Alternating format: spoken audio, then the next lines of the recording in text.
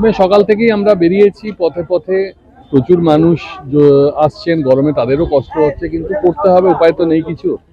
আমরা road show করছি, তারপর আবার একটা কোনো প্লেসে গেলাম, সেখানে গিয়ে আবার একটু রোড শো করলাম, মানুষের সাথে কথা বললাম, গঞ্জ এলিয়াগুলোয় ঘুরছি, এভাবেই চলছে প্রচার। কিছুই না, জল খাচ্ছি বেশি করে, ওআরএস খাচ্ছি, এই পর্যন্তই।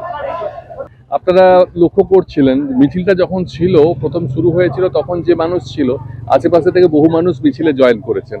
তার ফলে বোঝা যাচ্ছে মানুষের মধ্যে সাড়া আছে, তাদের কথা বলার ইচ্ছে আছে, কমিউনিকেট করছেন তারা, এটা খুব ভালো সিম্বল।